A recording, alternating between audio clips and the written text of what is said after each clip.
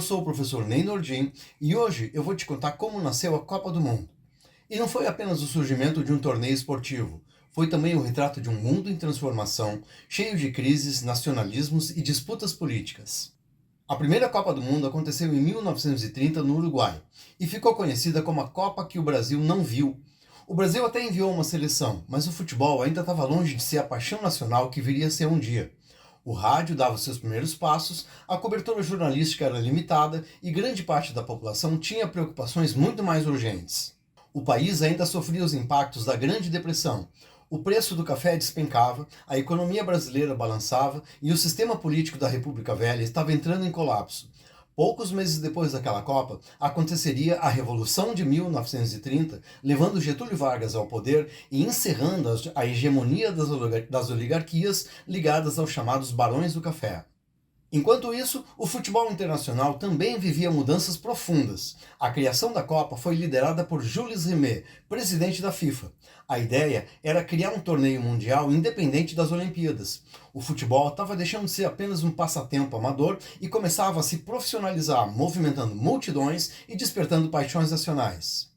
O Uruguai foi escolhido como sede não por acaso. O país era uma potência no futebol. Havia conquistado as medalhas de ouro nas Olimpíadas de 1924 e 1928 e vivia um período de prosperidade econômica graças às exportações de carne e lã. Além disso, em 1930 os uruguaios comemoravam o centenário da sua primeira Constituição. A Copa serviria também como uma grande festa patriótica. 13 seleções participaram daquele primeiro Mundial, e a ausência de muitos europeus chamou a atenção. Oficialmente, o problema era a longa e cara viagem de navio até a América do Sul, ainda mais em plena crise econômica mundial. Mas também havia um certo sentimento de superioridade europeia. Muitos dirigentes do velho continente acreditavam que o centro do futebol estava na Europa e viam com desconfiança a crescente força dos sul-americanos.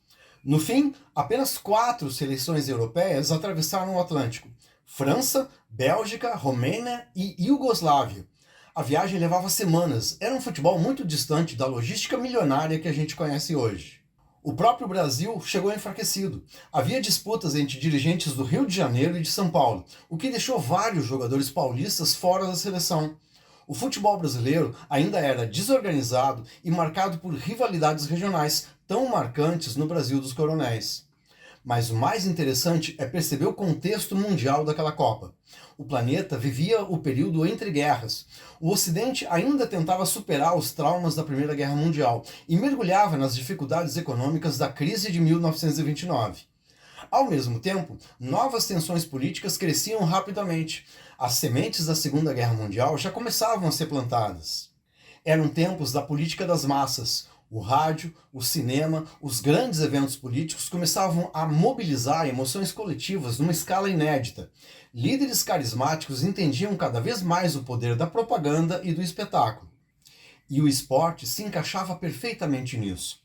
Poucos anos depois, Benito Mussolini usaria a Copa do Mundo de 1934 como vitrine do fascismo italiano. Mais tarde, Adolf Hitler transformaria as Olimpíadas de Berlim de 1936 num gigantesco espetáculo político. O esporte deixava de ser apenas competição, tornava-se instrumento de nacionalismo, propaganda e afirmação de poder. Existe algo profundamente simbólico nisso, porque poucas coisas despertam tanto orgulho nacional quanto a vitória esportiva. Quando um país vence dentro do campo, muita gente sente como se toda a nação tivesse vencido junto. No final daquela primeira Copa, o Uruguai derrotou a Argentina por 4-2, diante de um estádio lotado em Montevidéu. A comemoração uruguaia foi gigantesca. O futebol mostrava ao mundo que podia mobilizar multidões, criar identidades coletivas e produzir paixões comparáveis às da política. Ali, em 1930, nascia não apenas a Copa do Mundo. Nascia um dos maiores fenômenos culturais e emocionais do século XX. Era isso, e eu espero ter te mostrado que até mesmo o esporte está profundamente envolvido com os eventos da história política e econômica. Um abraço e até a próxima.